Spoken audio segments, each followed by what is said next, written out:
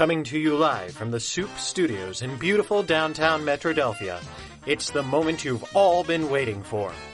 Get set for another thrilling episode of the Crime Buster Deluxe, that Houdini of whodunits, Jack McCoy, Private Eye. It was a dark day, overcast with a slight drizzle. Barometer at 29.7 inches and falling. The temperature was in the upper 50s. If I'd have been a meteorologist, I'd have been all set. But I wasn't. I'm a private investigator. I live by the skin of my teeth, which makes my dentist hate me. Some people say I have a chip on my shoulder. I tell them it came from my cleft chin. I'm a hard-boiled, hard-talking, hard-bodied hard case, and I've got 2 shots in me. The first one is whiskey. The second one is also whiskey. I might have a problem. I'd locked my steely gaze on the office door when I heard her footsteps coming down the hall. She waltzed in like she owned the place. Probably because she did. You're late with your rent. Again. I had 24 tried and true stalling tactics to use for an occasion just such as this. Unfortunately for me, she'd heard each of them at least 24 times. I was about to ask if she'd take partial payment in paper clips when the door opened again and she walked inside. She was kind of pretty in the same way that Jupiter was kind of big. A girl next door type, if you happen to live next door to Helen of Troy's pretty older sister. Her lips were redder than my Aunt Matilda's marinara. Her eyes were like swimming pools, and when she stared down at me, I wanted to doggy paddle something fierce. I'm looking for Jack McCoy, Private Eye. No, you're not, sister. You're looking at Jack McCoy, Private Eye. What can I do for you, dollface? Oh, please don't call me Dollface. I'm sorry. What are you, some kind of feminist? No, it's just that we don't know each other well enough to be on a first-name basis. Dollface is your first name? Yeah. I'm sorry. What's your last name? Dollface. Your name is Dollface? Dollface? I told you not to call me Dollface. I think you misunderstood. There was no direct address in that sentence. I didn't say, your name is Dollface, comma, Dollface, question mark. I said, your name is Dollface, Dollface, question mark. No comma. Oh, I'm sorry. I understand. English is frustrating to me, too. So what can I do for you, Miss Dollface? I have a job for you. He'll take it. Not so fast, Ethel. What sort of job? The kind that comes with $1,000 retainer. He'll take it. I said not so fast. Though this time I understand you a little more. I want to know more about this job. What did you have in mind? Oh, I want you to find my lost cat. He'll take it. Yes. Yes, he will. Not to look a gift horse in the mouth, but $1,000 retainer to find a missing cat? Well, this cat is a jaguar, which was exposed to gamma radiation. If he gets riled up, he breathes atomic fire. I'll rephrase my question. Only $1,000 retainer to find a missing cat? If finding a jaguar in a heavily populated city doesn't sound like much of a challenge to you, then try it sometime. Actually, don't. It involves releasing a jaguar into a heavily populated area. I didn't have much to go on except that the cat's name was Puffernutter. I didn't want to have to say that word too often, so it really wasn't much to work with. Fortunately, I knew somebody who might help. Sergeant O'Hanlon? Sure, and if it isn't Jackie Boy McCoy, the great private detective. Are you here to amaze the poor professional workaday crime fighters like myself with your amazing powers of deduction? Why do you gotta go and give me a hard time, O'Hanlon? I'm only funning you, me boyo. So, what brings you all the way to my little corner of the streets? I'm on a case. A case, you say? By St. Winifred's beard. What are you looking for this time? Bank robbers? Counterfeiters?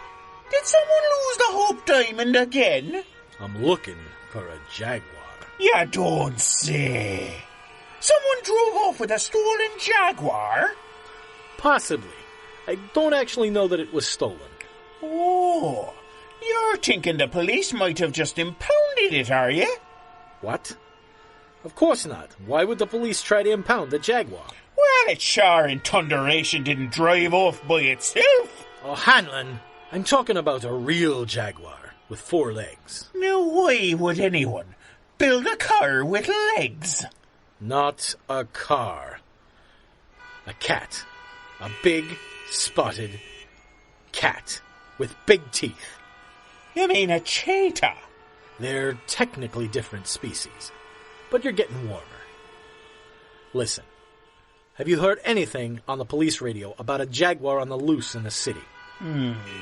Not a word, Jack. Sorry, boyo. Well, thanks anyway, O'Hanlon. Oh, Jack! I just had a thought. Yes? I did hear a bunch of squabble about a leopard over on Summer Street. I'm thinking you might want to go over there. Now that's a good idea. Sure! That leopard might be friends with your Jaguar, and all you need to do is teach him to talk, and he'll tell you where you might be looking. Or, and I admit this is a stretch, I think that leopard might be my Jaguar. And it just so happens nobody can tell the difference. You don't say. I do say. Any chance there were reports of this cat breathing atomic fire? Now that you mention it, there was a bit of nonsense about radiation burns. That's my Jaguar, all right. Thanks, O'Hanlon. Don't mention it, boyo. It's the least I can do. Say, why don't you swing by the house on Saturday? We've got some relatives coming to visit from the old country. Really? Where's that? Guatemala. Summer Street was only about 30 blocks away. I took the subway and a cab. Then I hoofed it the last 3 blocks to avoid the traffic. I guess a Jaguar in the city can do that. Finally, I made my way into a small park.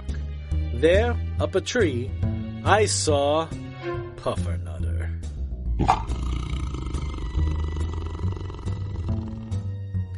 Here, kitty, kitty.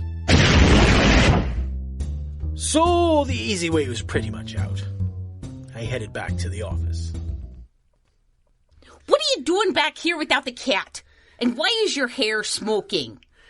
The cat doesn't like me, Ethel. So he's got good taste, so what? I'm gonna need some help on this one, Ethel. I just came back here to make a couple of phone calls.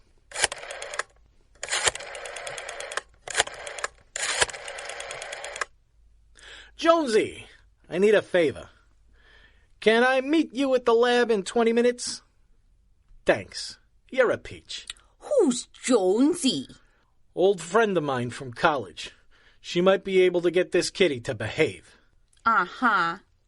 You said you needed to make a couple of phone calls. Oh, right. City Hospital? What do you have for radiation burns? Jonesy and I go way back. The only reason I passed chemistry was because of her. And the only reason she failed poli-sci was because of me. She was smart, beautiful, and the 4th biggest regret of my life, considering 2 of the others involved me ending up in the hospital, and the other one was a busted flush that lost me my first car. That was saying something. So how come I was stupid enough to let you go? Because you loved me enough not to make me saw off my arm to get away from you? Oh, right. So what's the big favor, Jack? What do you know about cats? Are you asking me about beatnik poets, large earth-moving vehicles, or domestic felines? Yes on the felines. No on the domestic. I'm trying to track down a missing Jaguar. Say that again slowly. You know, a Jaguar. Looks like a leopard, but bigger and more South American. Yes, I know. Me and my team have been doing a lot with Jaguars for the government. And as a matter of fact, we recently lost one. You don't say. So it's a bit of a coincidence that you're looking for something that went missing from a government research facility. Hey, there's a lot of Jaguars in the world. What makes you think I'm looking for yours? First off, there aren't that many in the world anymore. Secondly, I think you're looking for mine because your face is covered in radiation burns. I thought I was supposed to be the detective. Okay, fine. Look at my face. What do you detect? It's the same look you had on your face before you hit me with that tortilla press. A smarter man would have ducked. I was smart enough to know that I had it coming. And I'm smart enough to know you're stalling. Who hired you to find the Jaguar? I can't tell you. When a detective takes a case, there's a sacred bond of trust. Nothing could make me tell you the name of the woman who hired me. What if I pay you more than she did? Her name was Dollface. You know her? I don't, but I'm just a scientist. I do know the Jaguar isn't hers. So what's the next step? You want your Jaguar back? I know where it is. I just don't know how to get him. Well, I can help with that. What do you want to do with your dollface? Something suitably nasty for someone trying to steal government secrets. Oh, good. You're going to date her. I don't know where Jonesy got a half-dozen chinchillas, and I sure don't know how she got them to smell like catnip. But half an hour later, I was back in my office waiting for Dollface. Mr. McCoy? Hello, Miss Dollface. Do you have my puffer nutter? Yes and no. Are you having trouble with conjunctions, or am I misunderstanding you? No and yes. Oh, I think you lost me. Completely. I lost you as a client the moment I found out the Jaguar wasn't yours. You tried to play me for a sucker. So you know? Yes and no. That's getting annoying. Explain yourself. I was the son of poor immigrants. I mean, explain what you mean. I know the cat's not yours, but I don't know who you're working for. Oh, I don't work for anyone. I just wanted a Jaguar. Because you knew you could sell him to the Russians? The Chinese? No, I just thought it was neat. You're a strange woman, Dollface. But that's still a confession. Did you hear that, O'Hanlon? Sure, and I completely heard every word of it, Jack. Now, you come along with me, young lady. We'll take you somewhere you can learn your right from your wrong. Oh, you'll never take me alive, Copper. O'Hanlon, you're shot. You're bleeding. Not me, Jack. She shot me thermos. It was full of borscht. I was carrying it for me lunch. Oh, why did I buy a gun with only one bullet? Rookie mistake, darling. Why were you carrying a thermos full of borscht? It's an old Guatemalan family recipe. Oh, and don't worry, Jack. I'll make sure we pay to clean your carpet. Come along, Miss Dollface. Looks like I've got some paperwork to be done.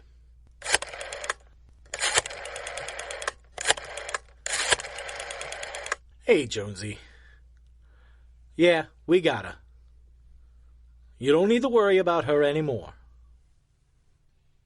That's hardly fair. I didn't shoot anyone today. Listen, what do you say you and I go out for some drinks and talk about all the good memories? Really? Not one. Not one single good memory. Okay, how about making some new ones? And so, another criminal has been brought to justice, and the world is safer again. All is right with the world. Hey, I never got paid. And we're sure Ethel, the landlady, actually got paid for a change. It just happened behind the scenes. Tune in again next week for more exciting adventures of Jack McCoy, Private Eye. Jack McCoy, Private Eye, was produced by Seat of Our Pants Players, written and directed by Dan Wenzel. Jack was Richard Tennant. Your announcer was Andrew Dell. Dollface was Bree Kuby. Jonesy was Liz Music.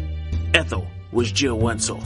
And Sergeant O'Hanlon was Dan Wenzel. Music and sound effects by www.freesfx.co.uk.